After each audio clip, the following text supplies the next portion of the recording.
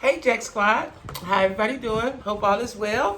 And I hope you're making it happen for yourself. Gotta make it happen for yourself. Let me get back a little bit. Anyway, make sure you like, share, comment, and subscribe. Like, share, comment, and subscribe. Welcome new subscribers. I'm so excited. As y'all know, my next goal is 5,000 subscribers. And thank you for helping me achieve that goal, right?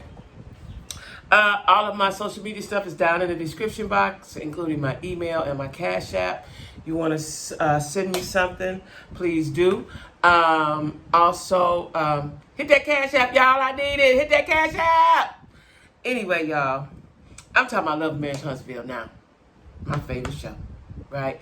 Even though it's done got a little dry, everybody's on their best behavior, right? I want everybody to be nice, but I don't like it when you're on your best behavior because it doesn't come through as authentic, right? Everybody try to make sure they say the right thing, don't do the wrong thing, so on and so forth. Because of whatever that big family secret is. I don't know what it is. But anyway, it starts off with Martell at the mansion and the... was he at the... He was somewhere else. I don't know if he was at the mansion. No, he was somewhere else. I don't know where he was. But he had his wine event, right? Now, Martell put on his bestest Sunday go-to-meeting suit. He had on his Sunday go-to-meeting suit out of the Coming to America collection, right? He was looking like a Mustafa. I've seen that before, and I don't blame him. Listen, I wear my clothes way more than once. I ain't rich. I wear my clothes over and over and over and over and over again, right? I don't blame him. I didn't like it the first time. I thought it was funny the second time. But that's okay. That's Martell. That's okay. And so he wanted to give a speech and thank everyone for coming. Now, bless his heart. We're going to start by saying bless his heart. That's what your grandmama and them said when they were talking about somebody wasn't less fortunate. Bless his heart, right? Now, his manager / publicist, I know she because she's been knowing him since 3rd grade that he can't speak, right? No public speaking. She probably should have coached him as to what to say because he got up there and was silent, crickets, stuttered, did everything, right? Now, he should have just said, thank you guys for coming. Enjoy my new wine. Please purchase. Bye-bye. Good night. See you. He tried to do a speech. He tried to be diplomatic. That ain't for everybody. And we are always seeing almost on every episode why he and Mel were a good power couple because Mel was the brains. Mel was the brains, right? Mel did all the speaking. And I remember one time on one season, he was upset that Mel do all the talking. Well, if she the one that can't let her. You know what I'm saying? And Mel, I have to commend Mel. Even though I don't really care for her, I have to commend her because she knew what her husband's weaknesses was. And she covered it up and moved forward. And she was a teammate. Melanie was a teammate. I don't care what nobody else say about her. She was a teammate to that man, and he didn't appreciate it, right? And they even flashed back to that, during the show of Melanie always doing the speaking, and he was standing in the background. And sometimes that's your job, stand in the background. Sometimes you ain't supposed to talk. You're just supposed to stand there, be cute. That's it, right? So his speech was horrible. You know what I'm saying? And, like I said, we all know he dumb as a box of rocks, but that's okay. He's trying. He's trying. He climbing back up the ladder, and I commend him for that, right? Because I actually thought he was going to be a stalker. I didn't think he would bounce back, so quickly. I really had him as a stalker, right? My bad. But anyway, the wine is named after his grandmother, Inez. And now the uncle got upset. And I still don't know why he got upset because it was stupid to me. So maybe Martell comes from a long line of stupids. I don't know. Because the uncle was upset. Martell took him out to the balcony somewhere alone.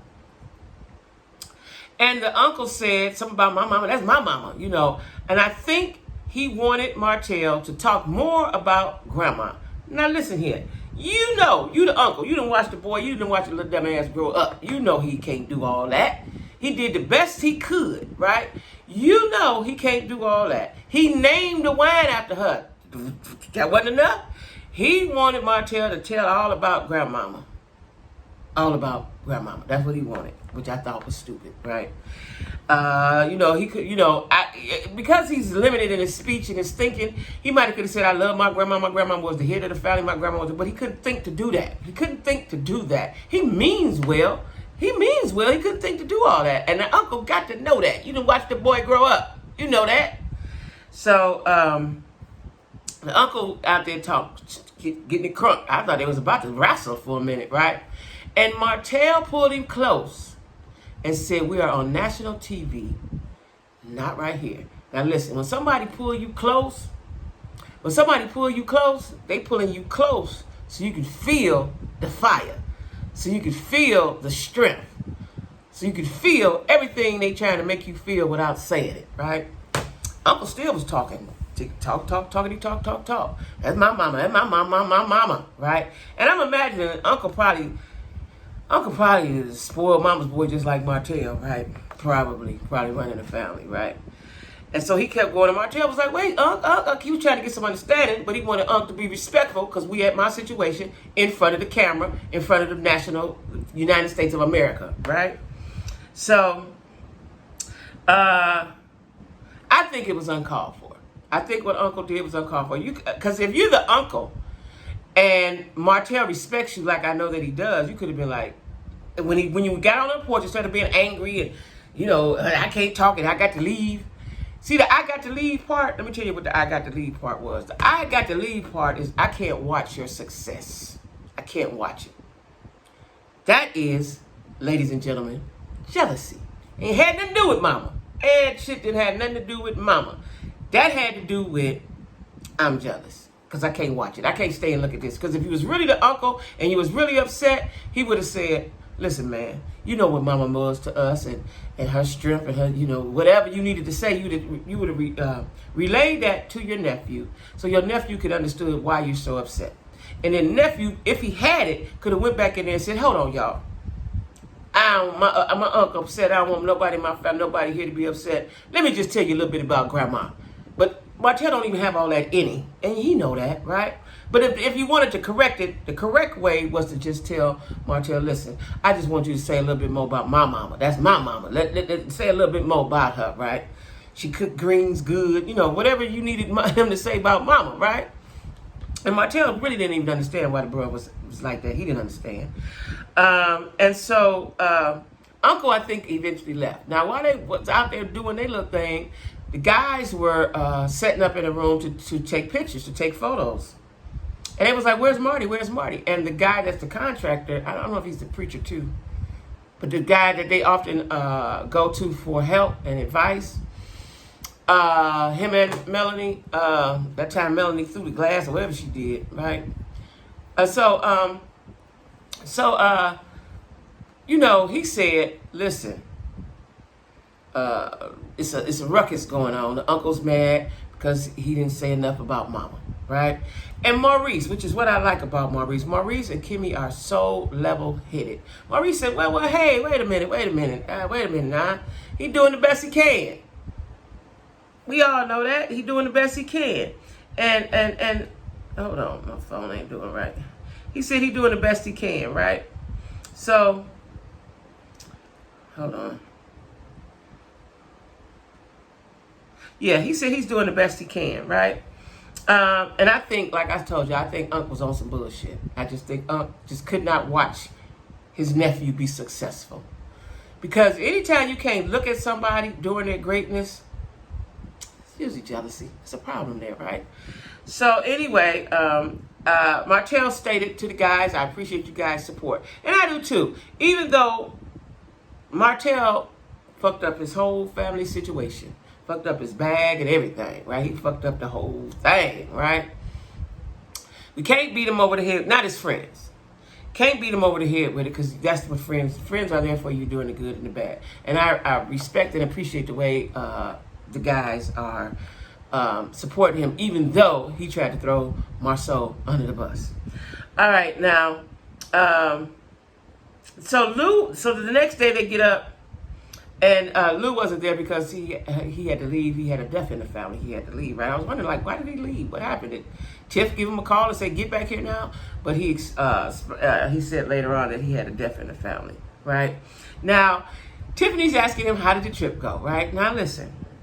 Tiff reminds me of, first of all, I don't know how old Lou is, but Tiff does not look 33 or whatever the age she said she was. She don't give me 30s, nothing. She give me 40-ish, mid to late 40s, right? She don't give me nothing says 30-ish. Nothing, right? So he's telling her, she was like, what you do? You know, and he was kind of hemming and hawing. And then he said there was a focus group. And she said, well, who all was in the focus group, right? It's like, to me, y'all, it's like that they already know the answers, but they're asking the questions for TV. That's what this episode appeared. It was seemed too forced. It wasn't that much reality in it, to me. So he said, well, it was all ladies, right? Now, I don't like Tiffany with her Jerry curl. I don't know if that's the Jerry or the California spring curl. I'm going to call it the spring curl. I don't like that spring curl look on her. I don't know if it ages her. I don't know what it does, but it doesn't make her attractive. It's old. It's dated. I think that's what it is. It's dated, right? So she's sitting there with her auntie suit on, and he's explaining why, when he went to the rage room, that he had sexual frustration. Now listen, if your man should not have to tell you more than once that he's sexually frustrated, because whatever he likes, you liked it too, or y'all wouldn't have been married, right? So he should not tell you. Now, I can see if he said, well, I want you to hang from off of the top of there, spin around 3 times, and then dive down on the dick. I could see that. But if that is what he said, you was doing that before you got married, right? See, whatever you was doing before, you got to continue doing, right? Your man should not tell you more than once that he's sexually frustrated. A matter of fact, immediately after the sexual frustration conversation, you need to handle that, right?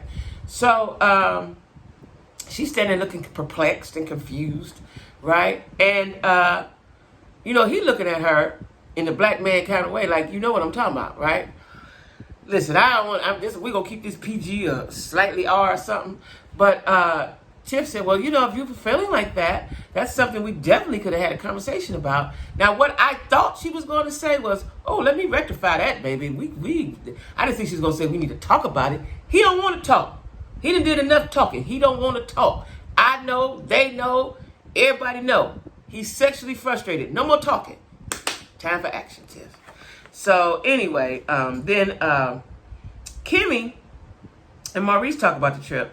Now I watched Maurice do the Jedi mind trick thing and the mind fuck thing that Marceau does to Tisha. He did it to Kimmy, right? And she said, well, did you touch anybody or something like that? He said, well, now touch.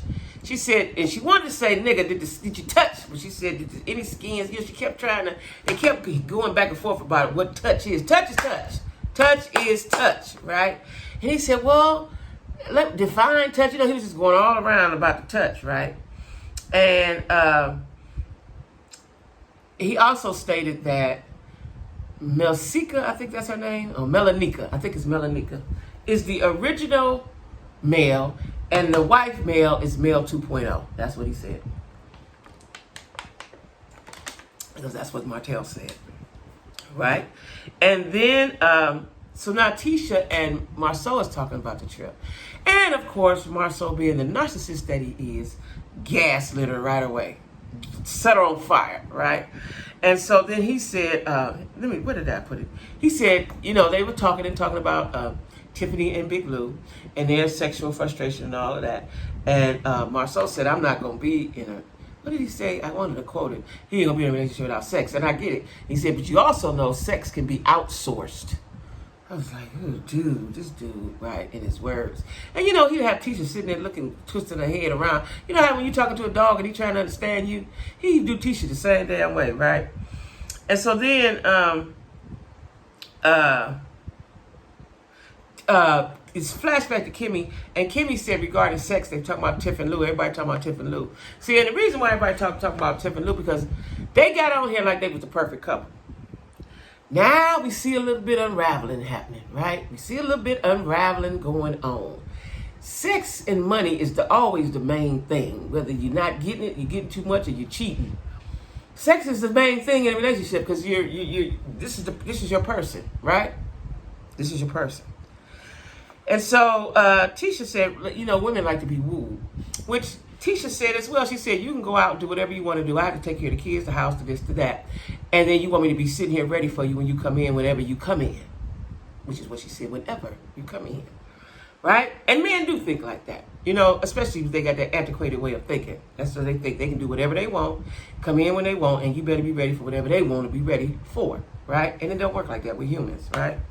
And there goes the problem. Then you have to work through like, hell, hold on, nigga. Hold on. This is how this gonna go. But anyway, Tisha goes and talks to the therapist. Now, I forgot his name, but I like the therapist because he's so wise. He's so therapy, right? He's so therapeutic. So Tisha says Marceau has been helping her since their last episode or last talk with him or whatever. That he has asked Tisha, how can he help? How can he assist? How can he be better? And that's nice for Marceau. Because Marceau has came a long way because initially he wants Tisha to go out the house. Don't move. Stay right here. I'll be back. But he's saying now how can he help, right? And then Tisha goes on to explain to the therapist that Marceau went all the way to Africa, to Tanzania to be exact, by himself. Now what I didn't know that I know now is that they had planned to go to Africa as a family with the kids. Because that's a family trip. So your kids can experience the motherland and all God's greatness as a family, right? And so she said, well, Marceau is so last minute. So the therapist, because he's there again, Tisha is taking up for Marceau. Because he also told Tisha that they had a codependent relationship. Because Marceau knows if he don't do it, he ain't going to do it. Tisha's definitely going to do it. And that's the way they've been living, right? And he said, hold it. He said he might have told you last minute, but the thought was never last minute. I was like, ooh, go ahead, coach. Tell him about it. The therapist said Marceau knows that Tisha's going to do everything. And he asked them to come on a couples retreat that him and his wife have. I like to see the wife. I can't wait to see the wife, see how smart and intelligent or whatever she look like, right? That him and his wife give every year, and bring your friends. All right, she said, I don't know. We have to see. Now, Marceau probably don't want to go, and he's going to say a lot about it, but he's going to still go because that's part of their thing. Because I saw on the previews that everybody was packing up to go. So hopefully Marceau goes and don't let Tisha go to the couples retreat by herself. Oh, God. So then we go to Martell sitting with his mama. Now, Martell's mama, I don't know her name. Have they ever said her name? I don't know if they ever said her name. Martell's mama is such a southern woman. That's about how I can put it. She's, in a nice way. She's just a southern mama, right?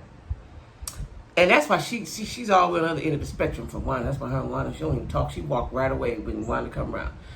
Because all Martell mama want to do is drink her beers through a straw and smoke Benson and Hedges or whatever it is she smoked. She ain't got time for all that foolishness, right?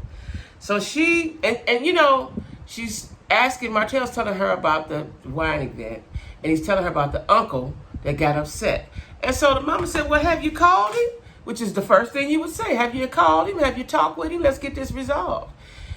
He said, I've called 100 times. So now I'm telling y'all, it's deeper than Uncle talking about you ain't saying enough about my mama. That's some other deep-rooted something else.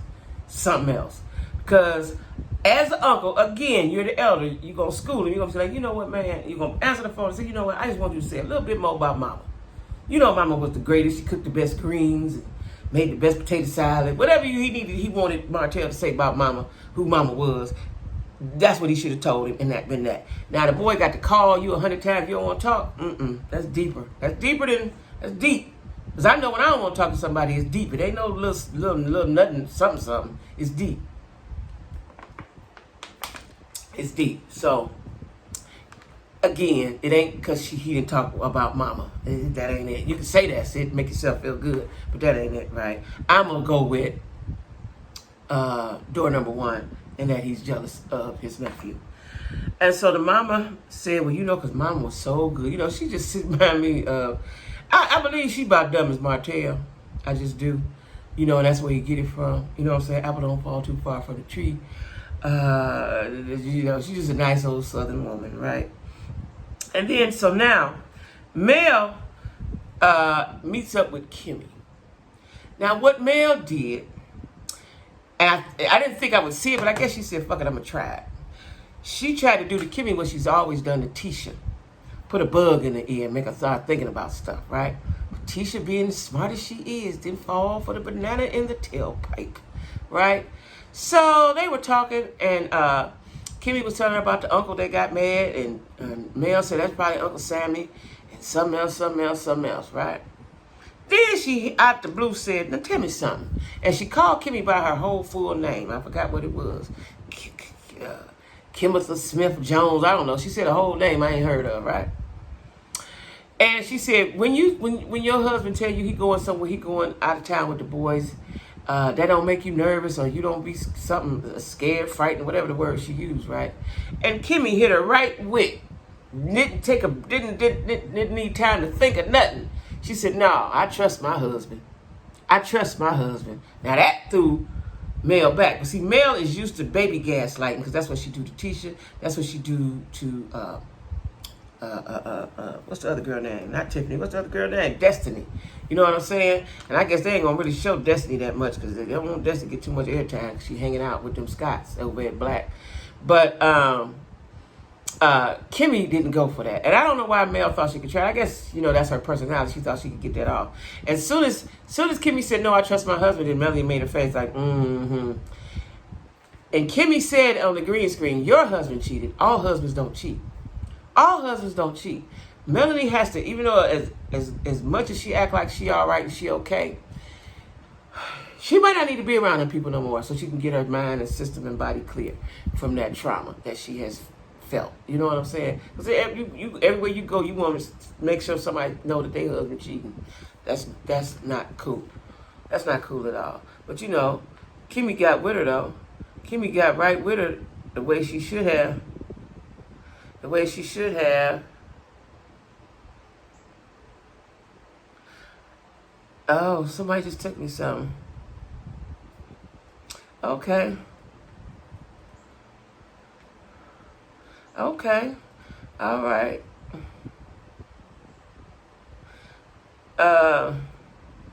Yeah. So, somebody text me something. A friend texted me something, and I had to respond like I'm weird like that.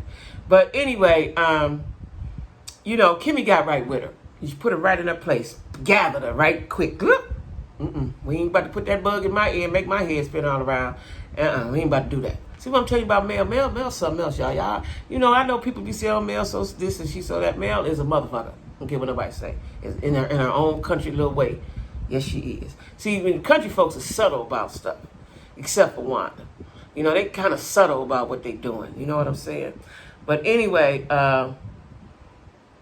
they were still talking, and Mel said, so Mel said that the Martell's manager, see these M's, whew, they added another one, Melanika. That Melanika was their wedding planner. And she quit 2 weeks before the wedding because Martell was trying to hit on her assistant. Now, she told that to Mel. Mel went on with the wedding. Mel told Kimmy, and I think Kimmy might have asked her something about that. Mel said, well, that was 22-year-old Mel.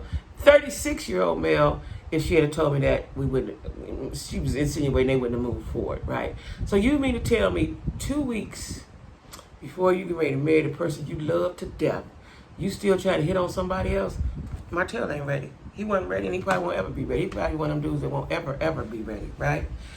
Because he can't fight temptation. He can't resist temptation. He want all the booties. And I know dudes like that. They want all the booties. You can't have all of the booties, right? And this was 2 weeks before the wedding.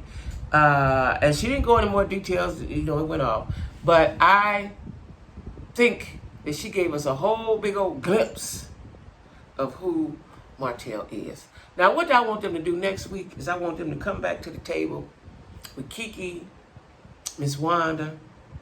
Well, they're going to come back anyway. But, now, I told y'all that Funky Donita was down there. Now, I ain't seen no more in the YouTube streets. I guess that woman shut her mouth because she didn't want to get them lawyers put on her. We'll see. But I'm going to need them to give me a little more action. A little more action next week. I'm gonna need them to give me a little more action. But that's the diss on that, on the Love and Marriage Huntsville. The boys went on the trip and came back successfully. And like Kimmy told Maurice, it'll be in the internet. So she's basically saying, tell me now. Because it's gonna be on social media. We'll find out on social media if everybody behaved themselves and what was really going on and who touched who. Because, the cameras didn't show that. They showed them when they first got there. They was all looking bored and stupid. I told y'all that last week. But, they did have some fun because the next day it was like, ooh, we had a good time. So I don't know if they told them to turn the cameras off. I don't know, right? But, somebody was filming something. So if they did anything wrong, like Kimmy said, we will know about it. So anyway, y'all, don't forget to like, share, comment, and subscribe. And help me get to the 5,000 subscribers. That's a goal. I'm a goal reacher, right? I've been like that all my life, just about, right? So I set a goal and I try to reach it. And thank you guys for helping me reach my goal. I'm thanking you in advance, right?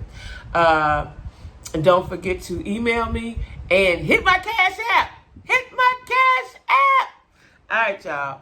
Be easy and don't be greedy.